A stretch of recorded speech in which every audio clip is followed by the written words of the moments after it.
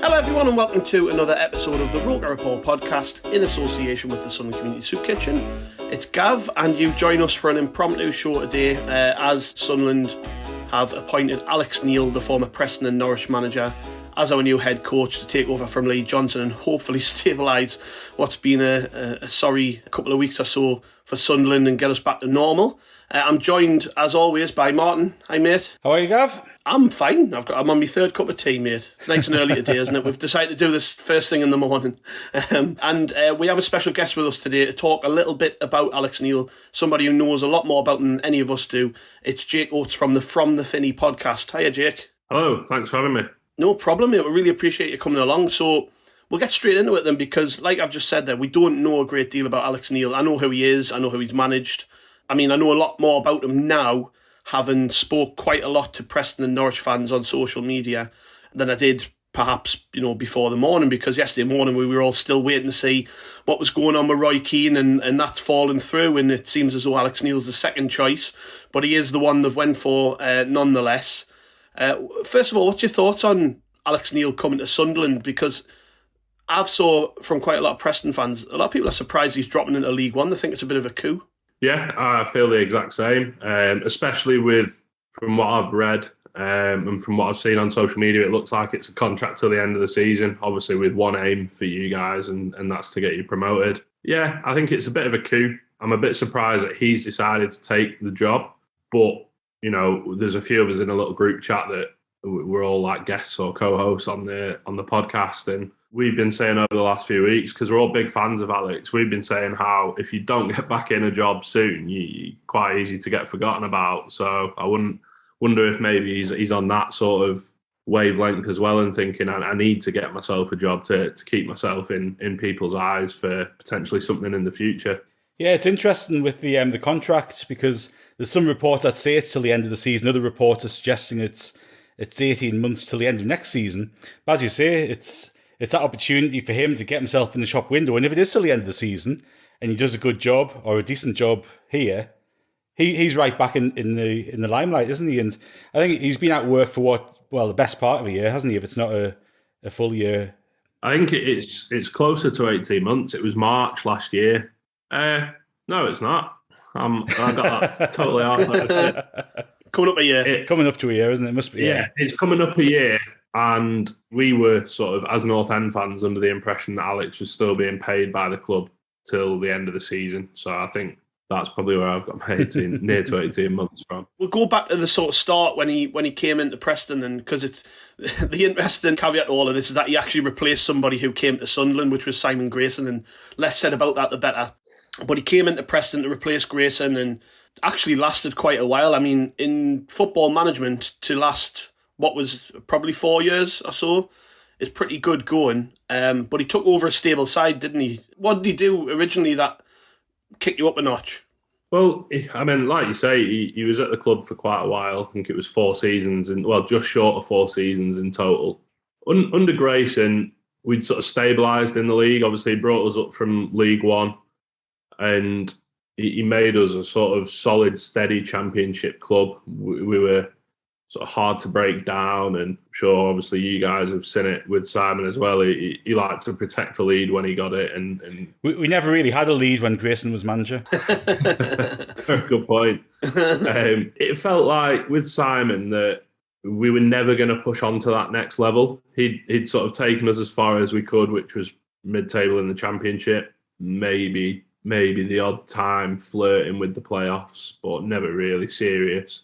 And then Alex came in, and for us, it was, at the time, a lot of North End fans thought it was a bit of a coup. A manager coming in with a promotion to the Premier League on his CV. Hadn't been out of work all that long, but the short break that he had, he'd come in and sort of said how he was ready to get back in. And yeah, he just, like you said a minute ago, he just sort of kicked us up a notch. And I think, credit to Simon Grayson, he built a good squad. Like I said, he'd made us quite staunch, quite like sort of hard to break down, hard to beat. And Alex took us on to that next level. He helped develop like 4 or 5 or 6 different players that the club have gone on to sell and have made the best part of 20 million quid. North End have never made 20 million quid from player sales in as long as I can remember, which is about 25 years. So Alex is sort of someone that he splits the fan base. A lot of people say, he wasn't that good for us. It's a bit of a myth that he was a good coach, but I think a lot of that is recency bias. I think people forget the first season when, he came in and it was like he'd lit a fire under the club and some of the players. He got us playing a really high pressing game. We weren't giving opponents a second to dwell on the ball.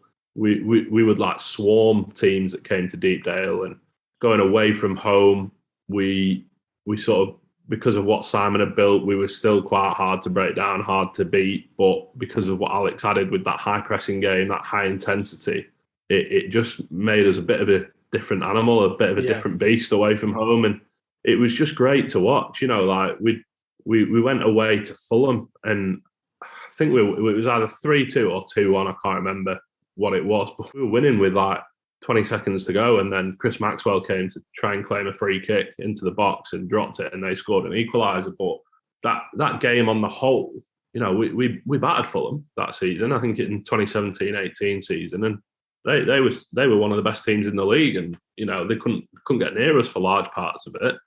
We drew with Wolves at home the season that they went up. I think we drew with Wolves away. Again, they just couldn't seem to cope with us. Derby games, I mean, I know obviously I'm not trying to annoy you here, but you're not in the same league as Newcastle. But he was just brilliant at setting the team up. I think he lost one Derby game in 4 seasons. We won most. There might have been a couple of draws. And yeah, that first season, we missed out on the playoffs by 2 points, and it all came down to, we played Derby at home. They beat us 1-0. We missed a penalty about 50, 60 minutes in, something like that. Missed a penalty, and they went on to win. Tom Lawrence scored a free kick, and them winning that game is basically what got them into the playoffs, 2 points ahead of us. And looking back, it feels a bit of a shame that he never quite got us into the playoffs, because we were good enough because of what he'd done. Yeah. It's interesting listening to you talk about his style of play there, because one thing that we were pretty good at under Lee Johnson was pressing the ball, and I think that's probably played a part in him coming into Sunderland, because that's one of the better aspects of our play. But the downside to that with Lee Johnson was that we couldn't defend. We really struggled to stop the goals going in the other end. So do you see him being the type of coach who can shore us up defensively? Because for me, from my perspective, and I can only speak for me, but I think that's the big thing that he needs to address when he walks into Sunderland, is just the sheer amount of goals we're conceding. Yeah, I think it will make you harder to beat. Like I said, he's tactically one of the best. For me, he's probably one of the hardest working managers in the AFL. And when he was at North End, you'd hear players coming out in the press and saying how sort of driven he was, how hard working he was, the amount of work that he put in on opposition and setting the team up. So yeah, I've no doubt he'll make you harder to break down and harder to sort of carve open, if you will. Mm-hmm. And I mean, even in game, he's really flexible in game. I remember we played Rovers at home a couple of seasons ago, just before COVID, and we were 2-0 down inside like 20 minutes, 25 minutes. They absolutely flew out the blocks and they were all over us. And it was like, where are we going with this here? And he took off Paul Gallagher after about 35 minutes and brought Jayden Stockley on. So midfielder off, striker on, and completely changed the game. And we ended up winning 3-2. And it's little moments like that where he's just got that something about him. I think he'd rather go for a game and try and shore up a win, even if you're already winning, or if you're losing, he's not afraid to sort of throw caution to the wind and go for it. Yeah. And there's a game in his last season here. We went to Brentford. We were 2-0 down at half time, and we came out and absolutely blew them away for about 20 minutes at the start of the second half. We ended up winning 4-2. I think we scored 4 goals in about 17 minutes. And I think that the issue with North End fans and Alex is he's not someone that will come in, I don't think, unless he's changed in the sort of time that he's been out of work. He's not someone that will come in and be full of charisma, and he might be someone that some fans find hard to sort of gravitate to. But I think that is in part down to the fact that he is just so focused on the job in front of him. Mm-hmm. And a lot of fans, and I'm sure it's probably the same with a lot of other fans of other clubs that maybe struggled during COVID times and during the behind closed doors games. We rarely drew under Alex when it was like the behind closed doors games. It was either a win or a defeat. And oftentimes we'd win and then we'd lose 2 on the bounce, and then we'd win again, and then we'd lose and then we'd win. And it was those back-to-back defeats at times that our fans just seem to get really high and then really low. Yeah. And then obviously when the lows start to build up, you start to remember the lows more and more. And I think that's tainted a few people's memories. People seem to have forgotten about the first couple of seasons. And even his third season, he took us top of the Championship. We played Charlton away. North End haven't been top of the Championship since Paul Simpson was in charge in 2007, I think it was, 2008 maybe. And he was at that point as well. He was in the midst of having some of his best players taken away from him and not having them adequately replaced. So to still take us to the top of the Championship at the time, and I know we fell away in the end because of COVID happening, but yeah, I think if you see anyone slagging him off, I think bear in mind that there's an element of recency bias to it, I would say. Jake, it's interesting that you say Alex Neil's not the sort of manager who'll come in full of charisma, and some fans might not gravitate towards him immediately, because that's what we've had with Lee Johnson, but probably to a sort of another side of it, because he came in full of charisma and that turned some people off straight away. So you probably want somewhere in the middle, ideally, don't you? But I was listening to a podcast earlier about Alex Neil in his spell at Preston. I think it was recorded just after he lost his job. And the lads on there were saying, he found it hard to turn it around. Once it sort of started going in the wrong direction, he was trying different things, but he couldn't really seem to turn it around. I think he'd lost 10 home games in the season up to the point he'd lost his job. And I think it was a game after Luton that he got the sack, wasn't it? So like, what was it there? Because I think there was an interview as well, wasn't it, where he said he didn't know what on earth was going on. He's going to crawl in under his bed for a few days and hide, or whatever it was. Like, so what actually happened? What do you think really went wrong? Like I said, I think the behind closed doors games and everything that happened with COVID, because of how he is as a manager, I think he needs that sort of extra element of like fans on match day to sort of not just help him, but help his teams as well. I think the way that he gets his teams up for a game, he buys into that sort of crowd and the 12th man kind of thing. So I don't think he'll have an issue with that at the Stadium of Light. But there was a lot going on off the field with Alex. Like I mentioned a minute ago, over a few seasons, he had his best players taken away and sold from under his feet.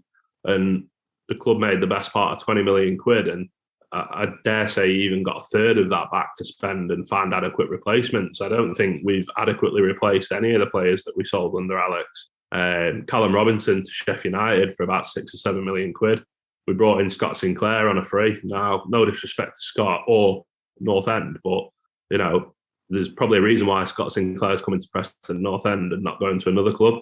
We've lost Jordan Hugill. I think he scored 12 goals in all comps before he left in January. And we've only just this season seen a striker come in and hit double figures since he's left. So I think there was a frustration there. Well, there definitely was. You could see it in the media.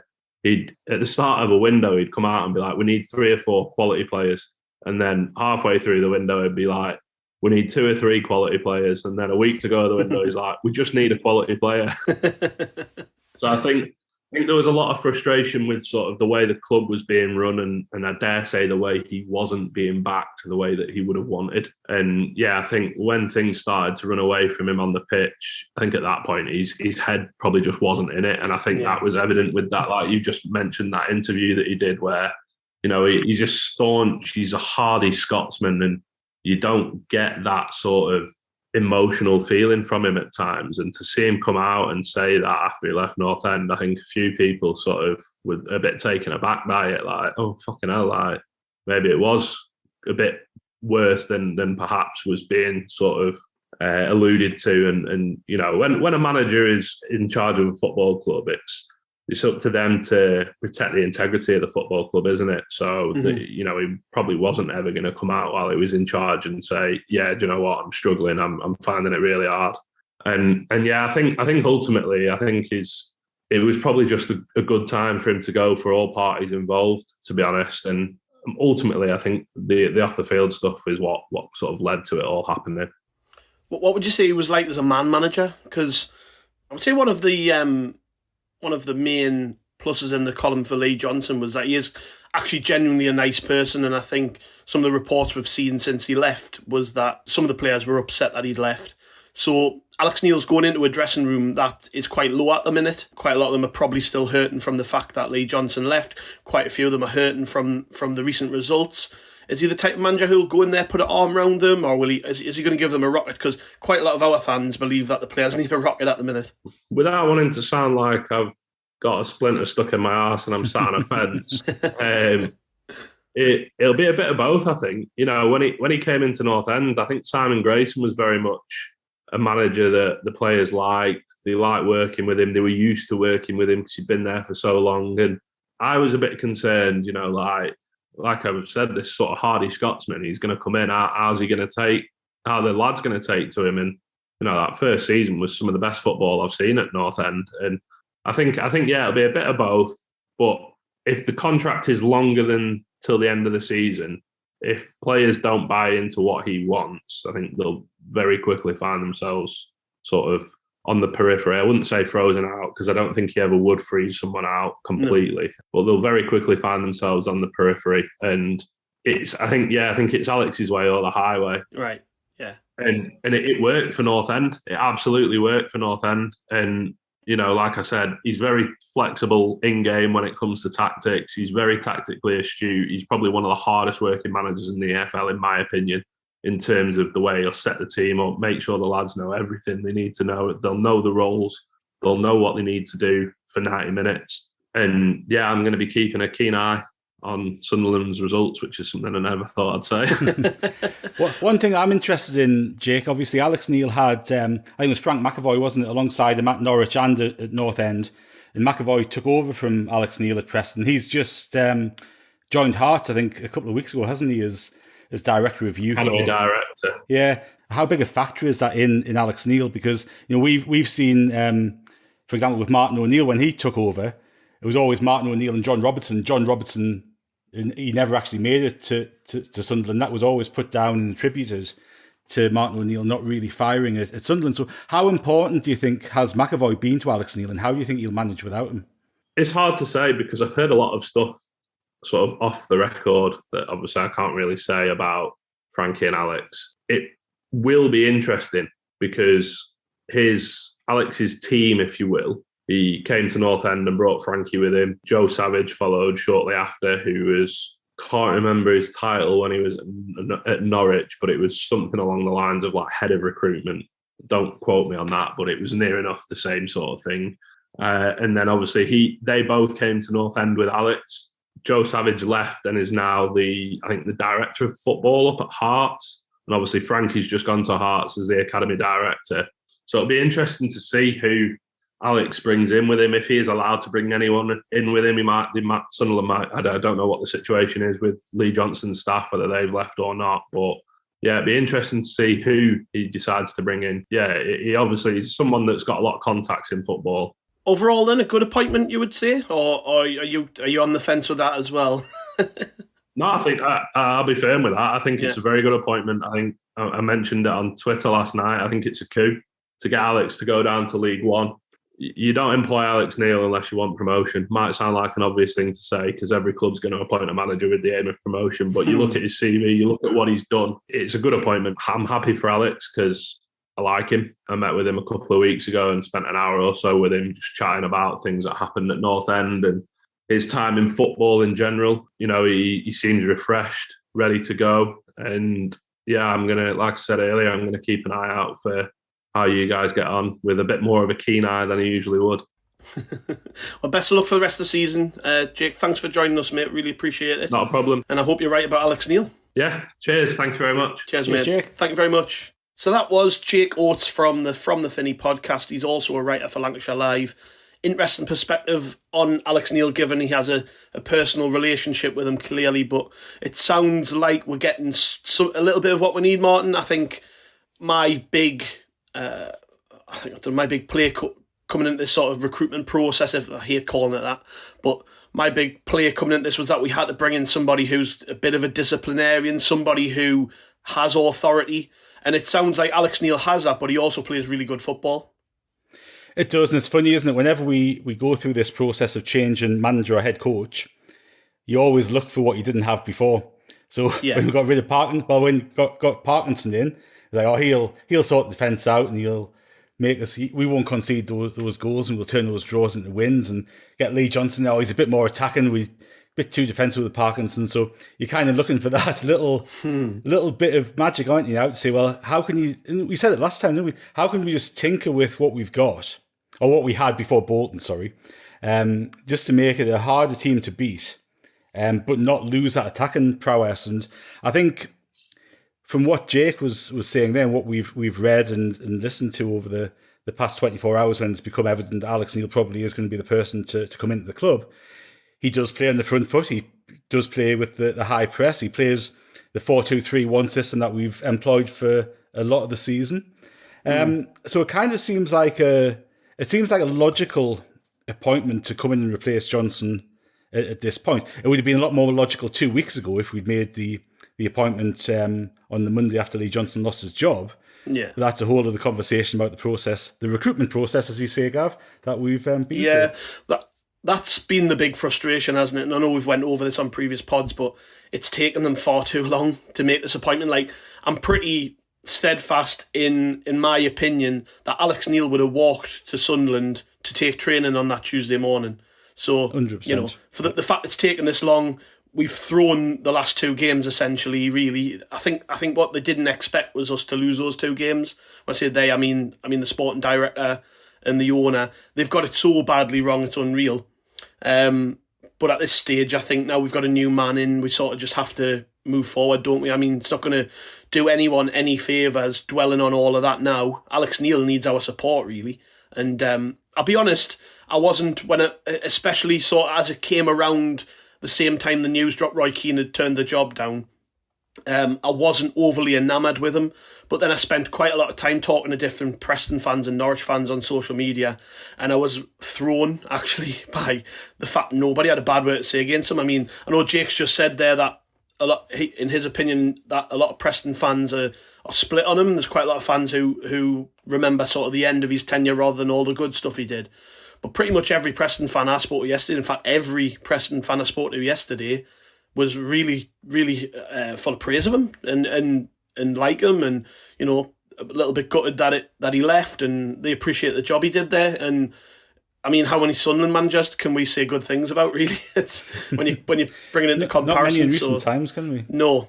So fingers crossed that Alex Neil can come in and do the job. I mean, what a task he's got. I know that he's got what, we've played 31 to this point, so what's that, another 15 games left till the end of the season? I think to stand 18.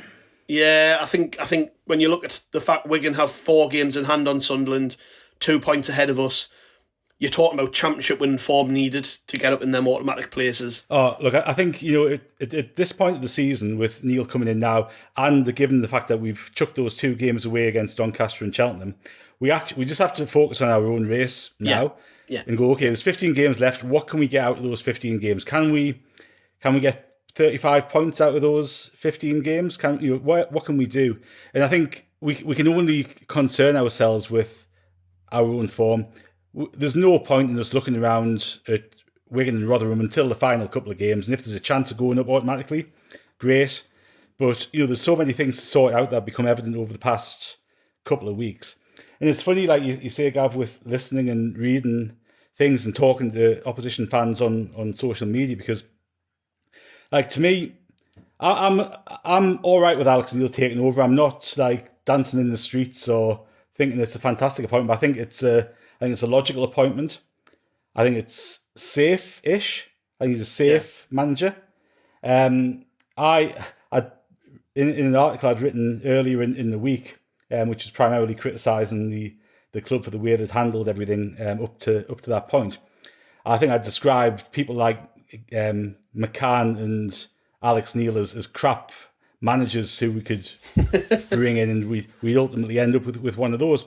And I didn't necessarily mean they were completely crap in terms of the managerial ability, but it's just predictable. And to me, it's a kind of appointment that would have been made before this new regime took over. It's nothing different. And I was actually quite interested yesterday when, I think it was Jody Morris and Enzo Maresca got linked with the job and named as being people who we talk to. Because to me, they're more interesting candidates than McCann or Neil. But I think out of the two of those, I would pick Neil. And as I say, once he's here, everybody will obviously get behind him, because ultimately, regardless of who's in the dugout, who's in the team, we all want Sunderland to go up this season. No, absolutely. Speaking of which, we've got a game on Saturday, which I had totally put the back of my mind because of everything that's gone on this week, just recent form. Yet again, we're playing a team in Wimbledon who are in horrendous form. That's not been an advantage to Sunderland at all in the last couple of weeks, because both Doncaster and who did we play? Cheltenham. Bloody hell, I've already forgot. Cheltenham, of course, yeah, Cheltenham. Both of those teams were in really poor form and still turned us over. So I'm not taking that for granted. They're sat 20th, just above the relegation places, so they've got plenty to fight for. Wimbledon, from what I'm told, play nice football. Which doesn't really tally up for me. I don't associate Wimbledon with nice, but apparently they do play decent stuff, which might suit Sunderland. I think the advantage for us going into this game is that whether Alex Neil's actually in the dugout or whether he's watching from the stands and allowing the Chuckle brothers to take the team again. No, he can't. The important thing is for the players is that they're being watched and they need to up their game, because in the last two, particularly, the last three games, we have been horrendous. The application's been poor. We've just not had it in us to turn over these poor teams, and I'm really worried that it can't have an immediate effect. From what we're told from Norwich fans and from fans of Preston, he is capable of giving the teams that immediate bounce. Are you confident that we can get something? Oh, look, I think, going from what Jake said earlier as well, Neil came into Preston and made an immediate difference. Now, that was I think it was in pre-season, because obviously Grayson joined us before the start of the season, didn't he? But it wasn't long before the start of the season, so no. Neil Neil obviously went in Preston and gave them a boost. The one of the things I was impressed with what Jake said was that, Alex Neil's derby record, because getting the teams up for big games is where we failed a lot this season. Thing is, though, sorry to cut in on that, but I can remember Bristol City fans telling us about Johnson. Well, it was through the Cups, wasn't it? It was a goalkeeper who I think was Luke Steele. I don't know, I remember talking about this when we appointed Lee Johnson, but he was on Under the Kosh podcast or something, and he talked about how Lee Johnson was really good at getting the lads up for the big occasions, and then so I'm always a little bit hesitant to take. I think, do you know what it is? I think Jake's perspective there, just to go back to what we were talking about earlier, I think that's probably about as good as you're going to get it, because he's lived it, he's seen it, and I actually thought, he was pretty balanced in what he said about Alex Neil, that, wasn't all perfect. He's not this bundle of fun that's going to come flying into the club and cheer everybody up, but he's a meticulous, hard-working coach who expects very high standards of his players, and that starts this weekend with Wimbledon, doesn't it? It starts with it does. An important 3 points that we have to get. Oh, we simply have to get them, because even looking at the league table there, if the teams below us win the games in hand, we drop out the playoffs. So it's a massive game, and you can't underestimate how important it is. And to be fair to them on Tuesday, at least they did try to change it up and brought I think there was 5 changes to the team, wasn't there? Yeah, there was, yeah. And there still wasn't the right application in the second half to get a result out of the game. So the players have to take responsibility for that. Like, we simply cannot go into Saturday with Mike Dodds and Michael Proctor leading the team or captaining the ship, as they've been saying, because like it's a disaster. Like, you might as well just get somebody off the away fans to come in and do it. I had to laugh at the... did you see the photo of when Defoe was coming on, Michael Proctor with his arm round him? I was laughing at that. Just think, I don't mean to like slaughter the lad, but Christ, Michael Proctor telling Jermaine Defoe what to do was pretty funny, isn't it? You can just make a run in here, Jermaine. You know, I did it against Charlton. So yeah, I mean, we've got to win. That's the top and bottom of it. We've got to win. Doesn't matter how we do it, and that has to be the attitude we adopt now till the end of the season. We've got some difficult games coming up. You know, we've got a horror run after this one for me. I mean, MK Dons, who are challenging with us in that spot. Burton, who, it doesn't matter what Burton are up to in the league, Burton always gives Sunderland a game, home and away. Then we have Wigan away. We have Charlton away. Charlton, again, a bit of a bogey team for us. So it'll hopefully set us on our path. I mean, we have to win this game, like I've just said. But, I mean, for confidence, just to get Alex Neil off to a good start, it's an important game. I think from the players' perspective, though, Martin, like we were talking about earlier when we were talking to Jake, the defending's just got to be better, and I don't know how you address that, really. It'll be interesting to see what team selection we actually go with, because, you know, we brought in Danny Bart to shore up that back line. You know, his debut against Portsmouth, he was really good. Other than that, he's looked poor. Yes. Callum Doyle looks like he could do with a rest, but what do you do? You know, do you put RB Jamajli in? Is Bailey Wright anywhere near fit? We don't know that. So we are limited in what we can do. You know, ahead of them, Corey Evans has been really poor, and he's meant to be the captain and sort of the defensive linchpin of the midfield. It's just not happening for him at the minute. So what do we do? What team do we pick? Because you're the man on the site who picks the team. It's pot luck most of the time, isn't it? But when injuries are there, and when we sell all of our defenders, it's often quite easy, isn't it?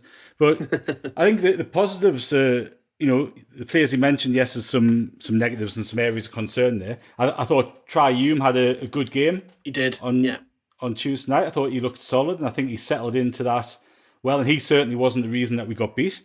No. I thought Matete looked really good, especially in the first half, and he certainly wasn't the reason that we got beat. So I think you've got a couple of positives in there as well, but the concerns in the central of defence, in the centre of defence, you know, we've, as you say, Bart's looked like a clown after his first game. Flanagan's gone. Doyle, after an impressive start of the season, looks as if he needs a rest. Bailey Wright, we don't know about. So, like, there's not much we can do, is there? Yeah, we tried to play Carl Winchester at the back last week, and that backfired. So yeah, I don't see Alex Neil doing that. I don't see him picking midfielders and putting them at centre half. Depends what people up above him tell him to do, I guess. But well, you think? Do you know what it is though? I mean, it was interesting hearing Jake say that he's one of the hardest working managers in the EFL. You'd imagine that in order to, and he's been through from what we gather, a number of interviews with Speakman and co. So you would think, well, he's actually done his research. Apparently, he's been coming to games, which is, you know, these are all things that you'd really expect any income manager to do. Apparently, Roy Keane didn't do all of these things, which might have been part of the reason why he didn't get the job, or, you know, it didn't work out. But with Alex Neil, he's been analysing games. You would like to think as part of his interview process, he's presented the club the things he would do immediately to change things. So I don't think he's coming at this blind, you know. I think although he's only going to probably, as we record this, it's Friday morning. I mean, is he even going to take training today? I mean, we'll see how the day unfolds. A session with him if he's lucky, but you'd think they'd be travelling today, wouldn't you? So yeah, so I think he's limited in what he can actually do on the training pitch, which means tactically, I wouldn't expect a massive difference. I would expect to see probably more of the same in terms of style and setup, because it is hard to, you can't just flip the tactics without training with the players, especially when it's only one day. So, you know, I don't think we're going to see a massive change there, but mentality-wise, big difference, hopefully. Hopefully, it's Lee Johnson changed his tactics after being in charge for an hour before the game against Wigan when he took over, didn't he? So it didn't work. It could be done. It didn't work. But like to me, the only thing you could do from a tactical perspective at the minute to help shore up the defence is actually play with 2 sitting midfield players, or play with 1 sitting and 2 in front of them. So have the 3 in midfield rather than the 2 that we go in with. So, and, maybe that's something that he could consider, having like Corey Evans and Matete playing deeper with Dan Neil in front of them, perhaps. I think you kind of look, well, if the defenders aren't up to the job, how do you stop those balls getting slipped through? How do you stop the balls coming into the box? And I think sort of going a little bit more defensive in midfield is probably the only way you can do it. Another thing with Alex Neil, which we haven't touched upon, is that he obviously had Alex Pritchard at Norwich, and yes, he did. He paid a lot of money for him. He paid a lot of money for him. Yeah. So that's a potential positive in terms of getting the best out of Pritchard. So that could work in our favour. But it's again, I know you said we've got to move on from the circumstances that have led us to this point, and we do have to, because there's no point in dwelling too much on it. But we need to learn lessons from what's gone on in the past 2 weeks, because if you look at it on face value, going after Roy Keane and going after Alex Neil is 2 completely different recruitment strategies. Yeah, you're going for somebody who's box office, who's going to be manager, not be head coach. He's going to be manager. He's going to, he hasn't been in a job for quite a while. He's going to come in and fire things up. He might not be tactically astute or as tactically astute as some other people might be, but he's got that box office ticket, and he'll fire the crowd up and get everybody on side. You got Alex Neil, who seems to actually fit the strategy that we were led to believe we have. He he plays the right sort of high press game that the club want to put in. So I think there's been some things that we will need to be picked over in time, and whether that's at the end of the season or whatever, we kind of need to get to the bottom of that. And we've put a lot of blame on Christian Speakman as sporting director, and in my opinion, rightly so, because there's been some horrendously bad decisions made over the past couple of weeks at the club. And that's on the presumption that he's being allowed to do his job fully. And, there's going to be things that we need to know the answers to over the coming months, because the club have made a mockery of replacing Lee Johnson, and it's been a mess. So, there's some things not right behind the scenes, and the need to sort that out, because if that's not right, the manager's fighting the losing battle. Absolutely. Good points, well made. Well, we'll leave it there. Like I say, we've got a big game against Wimbledon. We'll be covering every angle on the site with preview stuff, post-match ratings, post-match podcast, blah, blah, blah, all that good stuff on rokerreport.com. Fingers crossed Alex Neil gets off the best start he can as Sunderland manager. Like, we are, I like to think, very balanced as a group of people.